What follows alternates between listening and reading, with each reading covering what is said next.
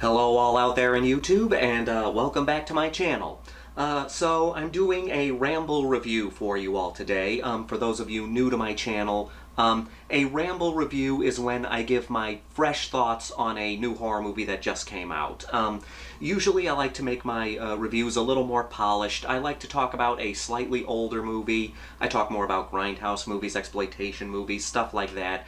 But I do like talking about newer horror movies, so that's what I do in this show as opposed to my Welcome to the Grindhouse series. It's just a way for me to talk about new horror movies off the top of my head, because I like giving my fresh thoughts on things. So today, as you can tell by the title, I'm talking about The Black Phone. Now, I was mildly curious about The Black Phone when I first heard about it. I heard it was supposed to come out last year, then it was delayed, and it came out this year. I was intrigued to an extent. I won't say it was one of the horror movies I was looking forward to the most this year, but I got a little more intrigued when I found out that it was directed by Scott Derrickson. Now, I will admit that Scott Derrickson is not my favorite director, but he's a director that I've always seen the potential of. I won't say I'm a huge fan of his movies. I've only seen a few of them. I had no idea that he directed Hellraiser's Inferno, and I know this is a very unpopular opinion, but Hellraiser Inferno is actually my favorite Hellraiser sequel. I know people like to complain because, yes, it did not start as a Hellraiser script. They made it into a Hellraiser script, and I actually think it's better for that. I think the Hellraiser series would have been better if they focused more on the puzzle box and the different hells that it creates for people rather than Pinhead. Unpopular opinion, I know, but I think it would have worked out better that way. He directed Exorcism of Emily Rose, which I do like. I like that movie, but it does have some issues. I think it's strong in some areas, weak in others. Sinister, I like the first half, not so much the second half. Everything involving those creepy home movies, that stuff worked great. It's when they introduced the supernatural aspects that I think it went downhill. Not because I thought the supernatural aspects were bad, I just don't think they were handled well. I think they should have been handled a little better. I actually really like Doctor Strange. I'm not much of a superhero guy. I enjoy the Marvel movies, and I know this is going to sound shocking, but Doctor Strange is probably my favorite of the Marvel movies. One of my favorite of the Marvel movies. Take that with a grain of salt, though, because I'm not a big superhero guy, so take that with a grain of salt. So when I heard that he was going to be doing Black Phone, like I said, I was mildly curious because I said, okay, let's see if he finally finds his stride in this movie. And then I heard a couple people talk about it. I heard a couple people say it was really good. So I figured I would give it a shot.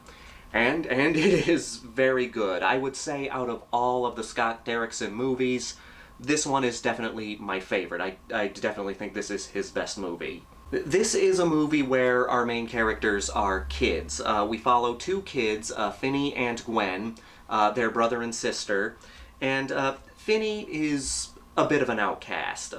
Not an outcast to some kind of extreme level. He's just quiet, he's reserved, he does get picked on in school, he does get beaten up in school, but it's not like he's such an outcast that he has no friends. It's more along the lines of he's just really quiet and he stands back and he doesn't have a lot of confidence, so it's not like everybody in the school hates him. It's more like most people don't really notice him because he's so quiet. His sister Gwen is an awesome character. She's foul-mouthed, she's she's pretty strong, and she has a few badass moments in the first act of this movie. And the two of them are best friends. You can tell that this is a brother-sister relationship where they get along really well. It's a believable brother-sister relationship. And they have a tough life. Like I said, Finney deals with bullies and he gets beaten up at school. Their father is alcoholic and abusive. Well, long story short, there's this guy in their neighborhood, or some guy who's been going around their town kidnapping children, and the children, they're never found. The kids disappear and they are never seen again. And this guy has been dubbed the Grabber, which, don't really like that name, but anyway. So he's been going around kidnapping kids, and as you would expect, Finney gets kidnapped by the Grabber. And for the rest of the movie, he's in this basement. He's in this soundproof basement, and the Grabber goes down every now and again and talks to him, and Finney has to find a way out of this basement. Now, there's a black phone in this basement, which is broken, but it rings, and when Finney answers the phone, he hears the spirits of the children who were kidnapped. And every time he picks up the phone, there's a kid who dealt with this experience and gives him clues as to what he could possibly do to escape. It's a isolated movie where Finney is using the help of supernatural spirits to help him escape this madman. Interesting plot, and I like movies that mostly take place in one location, and I'm always interested in those because it's hard to make those movies entertaining. You really have to work to make isolation movies interesting.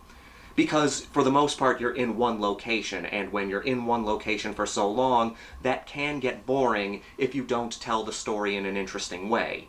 And The Black Phone tells the story in an interesting way, which is why I liked it so much. Now, this movie takes place in the 1970s, and this year seems to be the year of period piece horror movies, and period piece movies in general, because we had X, which took place in the 70s, which was excellent.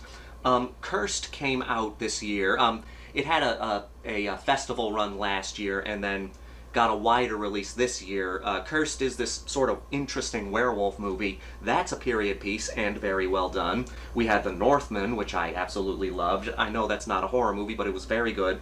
And now we have this one, which takes place in the 70s. This movie is very similar to Misery. Like I said, they both have similarities, because both movies are about someone keeping someone prisoner, and they're trapped in one location and they're desperately trying to find a way out of it. Unlike in Misery, where an injured author is being held captive by their #1 fan, Finney is not injured.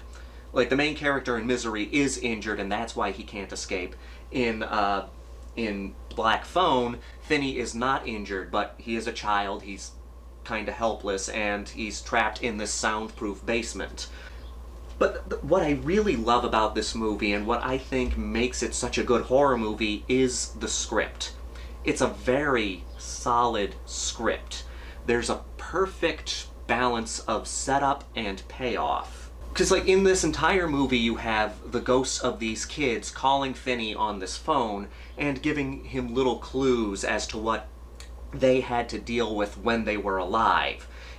And it's not like he talks to the same kid every time they call on the phone. Different kids call him on this phone, and each kid, tried something to escape, and they didn't really succeed, but they were able to. Every kid found out a little more and was able to get a little further, and they're enlightening Finney on their experiences so that he can possibly use this to escape this situation. And it has, like I said, it has perfect setup and payoff. It sets up things in the second act and first act and throughout the movie that come into play later on in the film. And some of this stuff I didn't even think about. It's like, okay, well, that's something he tried and it didn't work.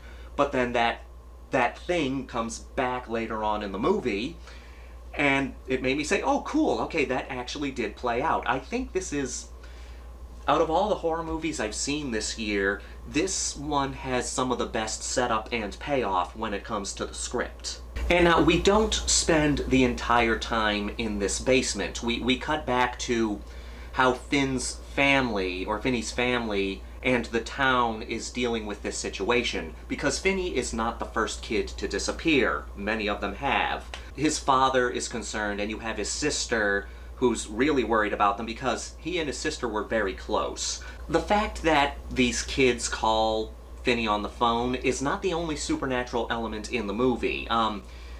Gwen has like these cognitive dreams. She has dreams about things, and it can help predict things that are going to happen or help her find things in real life. And when she has these dreams, she tries to use that to help herself find Finney.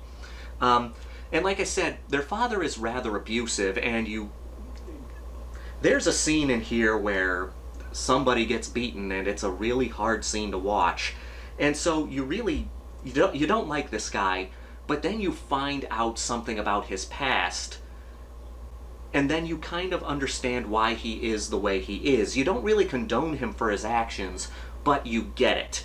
The father has a good arc in this movie. I think his and Finney's arc are some of the most interesting in the movie. Gwen has an interesting story as well, but she doesn't have much of an arc. She does have an arc, and she is a very important character in this movie, but she doesn't have as much of an arc as Finney and their father.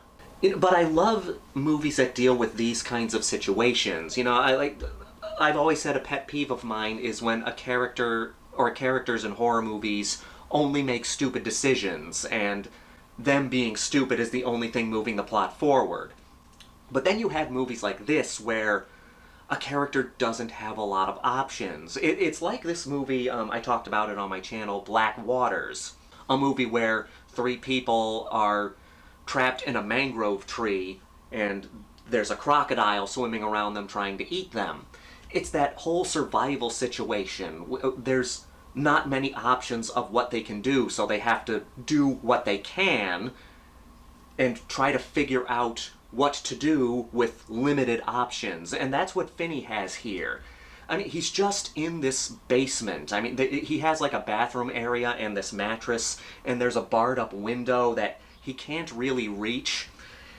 So, again, he doesn't have too many options, and he has this creepy guy, the Grabber, who comes down every now and again to talk to him and taunt him, and he wants to play these weird games with Finney. He has very little options. The only thing Finney really has down here is this phone with these ghost kids calling him and telling him about certain things, warning him about certain things, and using that to try and find a way to get out of this basement. Like, he tries one thing and that doesn't really work, but it's something that anyone would try in this situation, so you understand. It asks this interesting question: what would you do if you only had yourself to deal with this horrifying situation? Because that's really it. Finney only has himself and these ghosts that can only talk to him. And then, of course, we have the Grabber, played by Ethen Hawke. I don't really like the name The Grabber. That's an issue I have with Scott Derrickson movies. Like, in Sinister, they called the main antagonist Bagul, and like, that's kind of a goofy name. And in this situation, they're calling him the Grabber, which makes a little more sense, but I wish they gave the character a better name. But anyway, the dynamic between the Grabber and Finney is very interesting. I mean, people have talked about this before, but every time he comes downstairs, he wears this devil mask.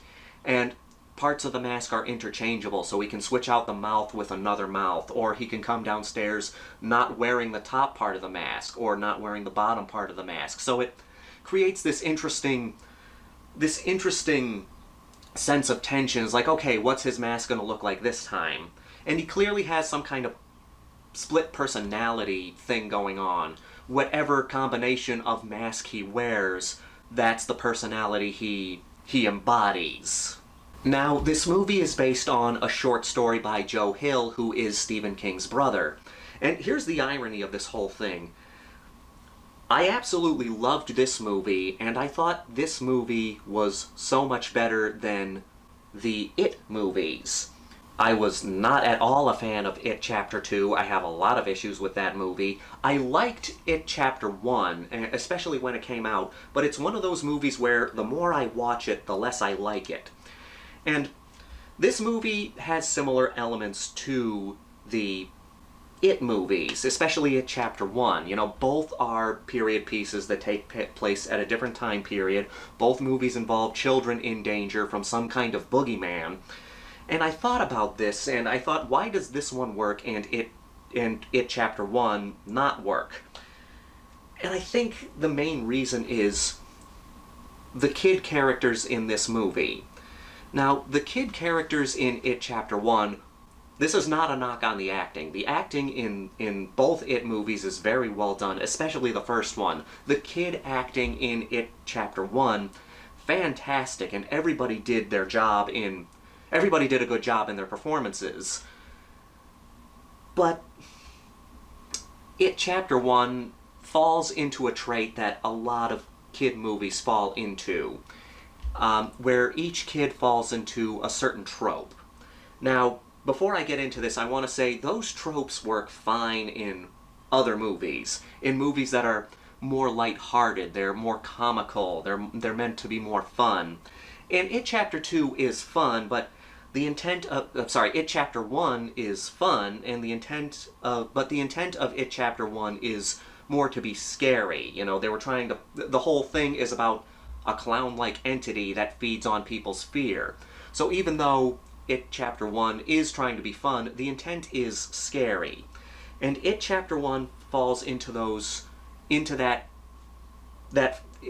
failing where the kids are more tropes. They're more token characters than they are actual characters. It's like, okay, here's the token comedy relief kid, here's the token fat kid, here's the token woman, here's the token black kid, here's the token nerdy mama's boy germaphobe kid, and here's the token leader of the kids who's kind of bland, but he's got a good heart, stuff like that. So you look at that movie, and then you look at Black Phone, the kids in this movie are not token kids, they're not caricatures, they're legitimate characters. And yes, okay, they do have one-liners here and there, but not too much, especially Gwen. Gwen has kind of one-liners here and there, but not much. They make the one-liners feel a lot more natural in this movie than they did in It Chapter 1. I thought the one-liners in It Chapter 1 felt a little more forced. The characters, they're not token characters, they're just characters. Like, okay, the abusive father, you expect him to be the token abusive parent in these movies. But they make him a lot deeper than you thought he would be. Finney, okay, he's an outsider, he's reserved, he's quiet. They don't make him the token nerdy character, they make him an actual character, and that fits into his arc throughout the film. Same thing with Gwen. You think she's going to come across as the token smart-ass little sister, but even though she does have some smart-ass moments, they feel very natural given her circumstances. And another thing that I thought, me personally, that this is just me, that I thought was weak about It Chapter 1 and the It movies in general, when compared to this movie, is their villains. Now, you look at Pennywise in It Chapter 1, the whole thing with him is he feeds on fear, so he has to make his victims scared before he kills them. And yes, he did kill some kids throughout the movie. None of the main characters ever felt like they were in legitimate danger. Yeah, they got injured here and there, but you never really got that feeling that their lives were at stake. It's just like, okay, Pennywise would show up, scare one of the kids, and then run away. That's what Pennywise did. He would show up, go boogie, boogie, boogie, and then he'd run away. You have a character like Freddy Krueger, he would haunt these characters in their dreams, and then he would try to kill them in their dreams. Sometimes he would succeed at killing them in their dreams, sometimes he would not succeed at killing them in their dreams. But in every situation with Freddy Krueger, he would try to scare his victims and kill them at the same time. Whereas Pennywise, when it came to the main characters, he would show up, scare them, boogie, boogie, boogie, and then he'd leave. Now we look at the grabber in Black Phone.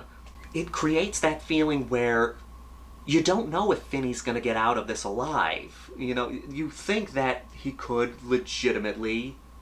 You have a feeling that he could die. I won't say whether he does or doesn't, but you do get that feeling that he could die. And especially because of the fact that the grabber has kidnapped all these kids, and now we're hearing the ghosts of these kids on the phone. So you know there's no hope of these kids being alive somehow. You know, okay, he kidnaps these kids and then he kills these kids. You know these kids are dead, and that's the intention with Finney. And for me, that's what makes Black Phone better than the It movies, because the main character is in legitimate danger. I mean, you can, like I said, the grabber wants to play these games with Finney, and the only thing that prevents him from playing these games with Finney is the ghosts warning him on the phone. There's these moments where he almost gets away, but then he's stopped by the grabber, and that just makes it so much more of a gut punch. It's like, again, he's like, okay, I feel like Finney could die. I never thought that the kids could die in the It movies. I never felt that sense of danger. Yes, they got injured, but because how they told the story, because of how the atmosphere was, I never got the sense, okay, these kids are gonna die.